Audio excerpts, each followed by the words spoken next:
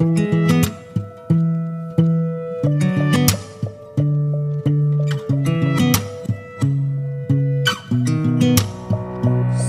everyone, this is your Varun. Welcome to SONS classes. So today's in this physics lecture, we are studies about what is the graph in physics. आज हम लोग graphs के बारे में पढ़ेंगे, वो भी फिजिक्स के ग्राफ्स। अगर मैं बात करूं तो जो फिजिक्स में ग्राफ्स है अपने क्लास 9th वाली कुछ ही ग्राफ्स हैं। जैसे एक हेडिंग होगी ग्राफ एरिया अंडर कर्व, क्या होगा? Basic graph area under curve होगा, ठीक है।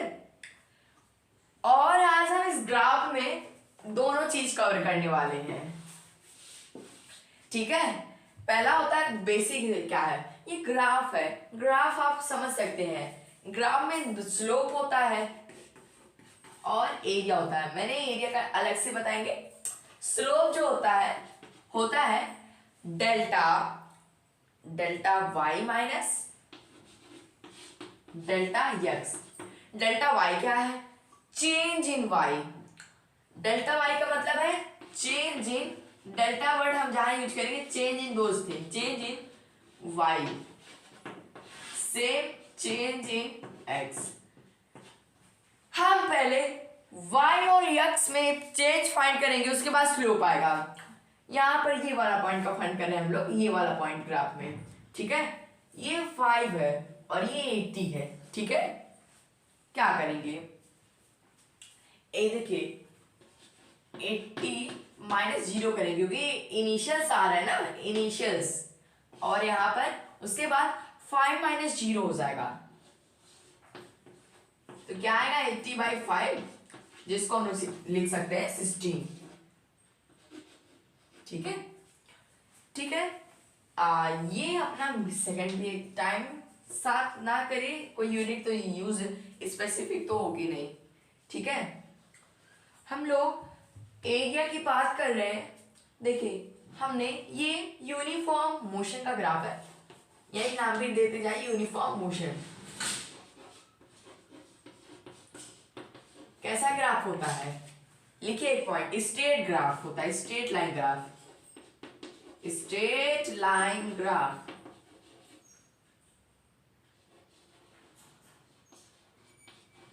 सॉरी ये नॉन यूनिफॉर्म लग रहा है, बिकॉज यहाँ पर इक्वल डिस्टेंस तो कवर नहीं हो रही है और हमने पैराबोलिक केस तो बनाया नहीं है, तो इसीलिए नॉन यूनिफॉर्म का है, ठीक है। अब हम एरिया अंडर कर्व देखते हैं, ठीक है। Area under curve, area under curve या एरिया अंडर ग्राफ्स को देखते हैं तो हमें ये क्या पता चलता है? अगर ये वाला पोर्शन ट्रायंगल फॉर्मेशन हो रहा है, फॉर्म ट्रायंगल, ठीक है। अगर मुझे ट्रायंगल की एरिया पता होगी तो यानी इस प्लेन की एरिया भी पता हो जाएगी। हम लोग ट्रायंगल की एरिया कैसे फाइंड करते हैं? चलिए फिर इसी का एग्जांपल लेते हैं। यहाँ पर 80, यहाँ पर 5, 5 रेज टू 80 बनेगा, ठीक है। 5 रेज टू 80। अगर मैं यहाँ पर एरिया फाइंड करना चाहूँ तो एरिया ऑफ ट्रायंगल होता है 1/2 इंटू बेस इंटू हाइट, ठीक है। यहाँ पर अपना जो बेस है वो 5, बेस यहाँ पर है, बेस हाइट या परपेंडिकुलर कह सकते हैं 1/2 इंटू 5 इंटू 80, ठीक है। 2 से गया 40 आया, ठीक है। 5 4 जा 20 यानी कि 200 आ गया। ये तो हमने सिंपल एरिया बताया है, यहाँ पर स्लोप बताया है, यहाँ पर एरिया बताया है। Note down and after we see some graphs. अब थोड़ा यूनिफॉर्म और नॉन यूनिफॉर्म का ग्राफ देख लेते हैं। पहला ग्राफ हम यूनिफॉर्म का बनाए हैं, दूसरा नॉन यूनिफॉर्म का आपके सामने बनाते हैं। यूनिफॉर्म मोशन का ग्राफ जो होता है ये equal distance in equal time interval, in equal time interval में ट्रेवल होता है, इक्वल टाइम इंटरवल। हमने यही लिखा था, उसे हम यूनिफॉर्म मोशन कहते हैं। तो ये यूनिफॉर्म मोशन का ग्राफ है, यूनिफॉर्म मोशन, नोट कर लीजिएगा।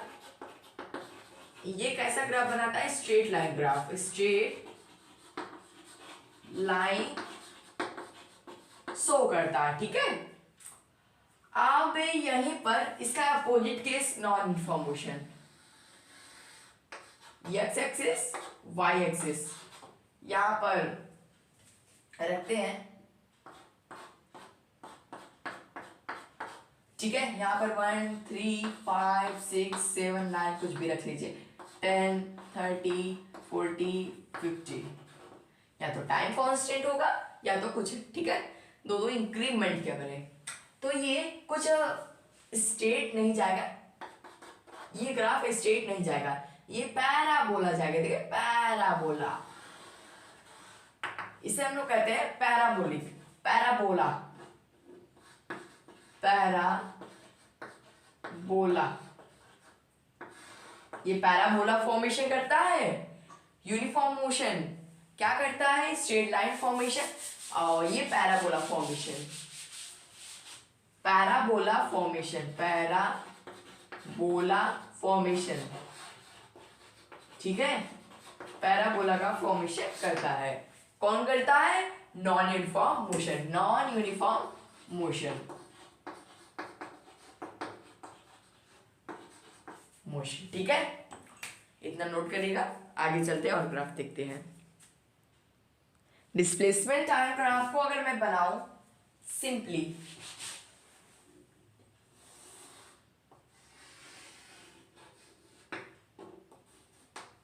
ये वाला यस है, ये वाला टी है, ठीक है। ये अगर मैं कहूं इसकी स्लोप फाइंड करनी हो, स्लोप इसका परपेंडिकुलर अपन बेस देता, ठीक है, परपेंडिकुलर अपन, यानी ये वाला इसको अपन करेंगे तो अपना आ जाएगा, ठीक है। यानी ये गिव करता है, it gives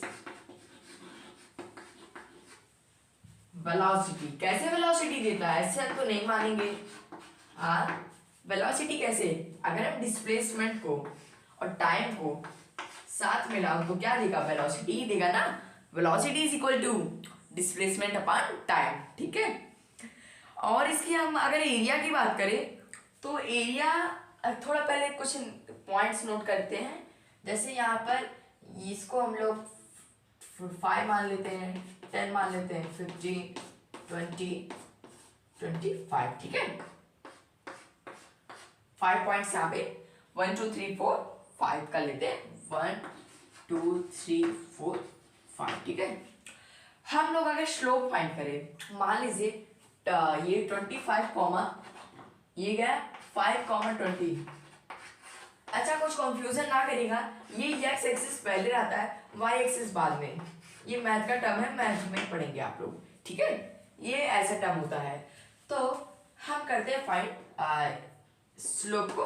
slope is equal to perpendicular upon base, यानी कि 25 अपॉन 5 इक्वल टू 5। क्या है ये? यूनिट मीटर पर सेकेंड, ठीक है। ये डिस्प्लेसमेंट टाइम ग्राफ है।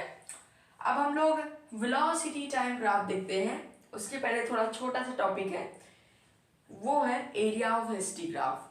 अगर हम एसटी ग्राफ की एरिया फाइंड करते हैं, हमें मिलेगा distance into time. Distance into time के रेशियो से कुछ तो बनता तो है नहीं, अभी तक तो कुछ नहीं बना है, हाँ, इसलिए इसका कुछ पॉसिबल है नहीं, ठीक है। ये एरिया इसकी पॉसिबल है नहीं। अब हम लोग करेंगे वेलोसिटी टाइम ग्राफ, ठीक है। हेडिंग डालिए वेलोसिटी टाइम ग्राफ। इसके भी ग्राफ को ड्रा करते हैं। अच्छा सा टॉपिक वेलोसिटी, इसका ग्राफ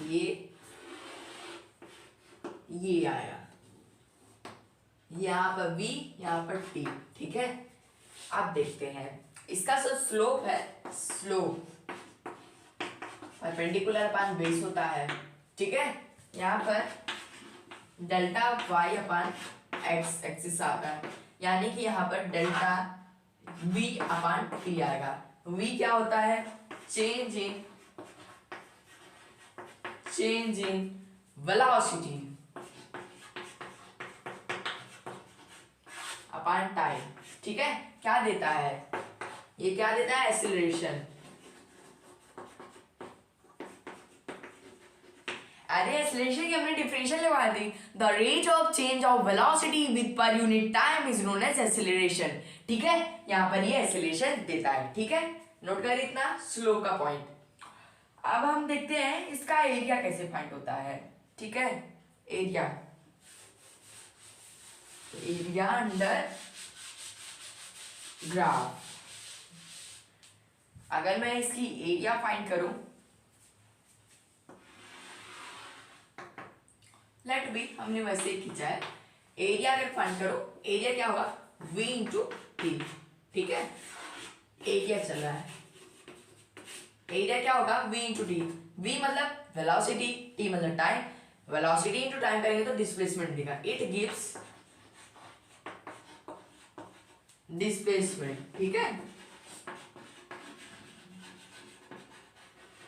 ये सिंपली डिस्टेंस डिस्प्लेसमेंट को डिक्यूब करता है। ठीक है, ये एक नंबर का क्वेश्चन बन सकता है। अब एरिया ऑफ हमने देख लिया एरिया को। अब हम लोग थोड़ा देखते हैं और ग्राफ रेस्ट और मोशन का। ठीक है, यही करते हैं कंटिन्यू, रेस्ट और मोशन का ग्राफ। वेलोसिटी मिटा लीजिए, हेडिंग कुछ और डालिए, graph of motion and rest. Motion का ग्राफ, रेस्ट का ग्राफ। ठीक है, कुछ ग्राफ हम ड्रा करते हैं, उसको आइडेंटिफाई करिए किस चीज का ग्राफ है। ठीक है, पहला ग्राफ देखिए, उसमें कांस्टेंट टर्म भी आ सकता है।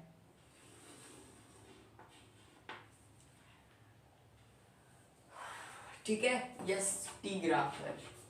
दूसरा केस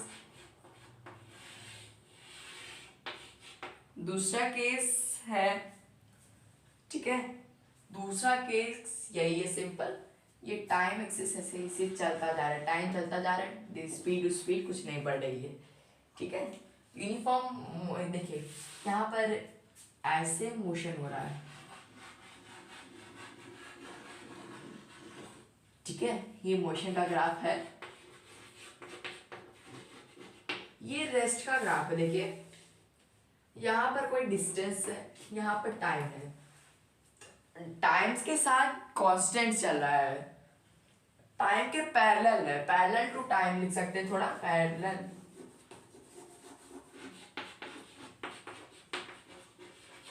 ये है रेस्ट। यहाँ पर तो देखिए जिगजैग मोशन होता जा रहा है, यानी कि ये है मोशन। ठीक है, अब देखते हैं थोड़ा हम लोग अपने और चीज को, यूनिफॉर्म नॉन यूनिफॉर्म बता ही चुका। एक्सेलरेशन का कैसा हो सकता है ग्राफ, यूनिफॉर्म नॉन यूनिफॉर्म तो जान ही है, उतने से काम तो चलेगा नहीं। एक्सेलरेशन, रिटार्डेशन, मोशन, रेस्ट की जगह डालिए एक्सेलरेशन।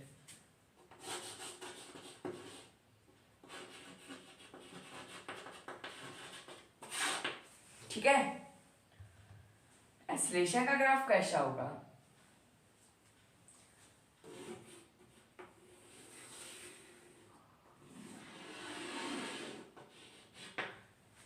ये सिंपल ग्राफ है। ठीक है, सिंपल ग्राफ में वेलोसिटी और टाइम आएगा, यही तो एक्सेलरेशन देगा। अगर मैं ये ग्राफ कुछ ऐसे ड्रॉ करूं, इस केस को क्या कहेंगे, uniform accelerated motion, uniform accelerated motion. ठीक है, यूनिफॉर्म तरीके से चल रहा है। अगर ये ग्राफ में यही ग्राफ में कुछ ऐसा ड्रॉ करो, ये देखिए,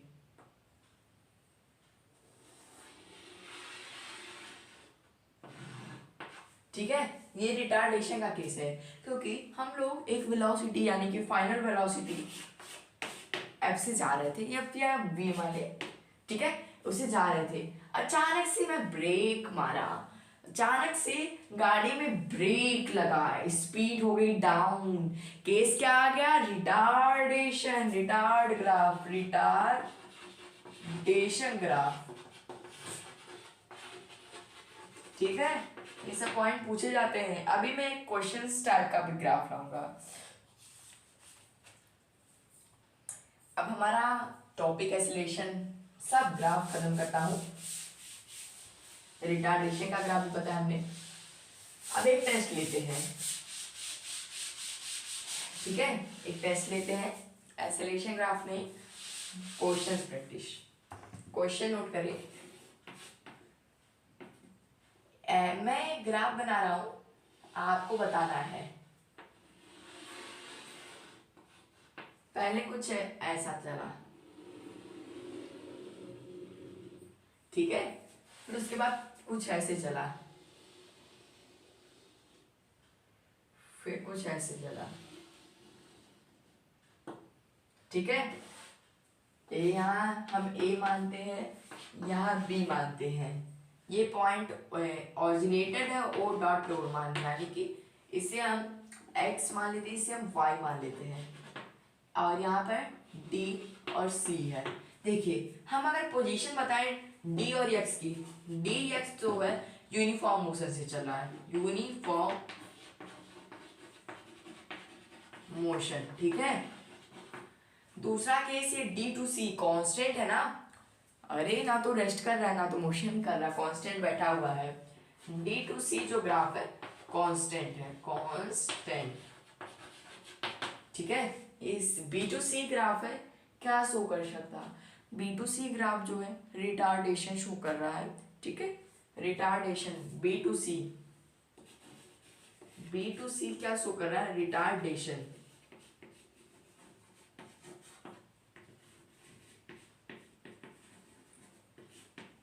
आज इसी के साथ हम लोग अपने टाइम ग्राफ को खत्म किया है।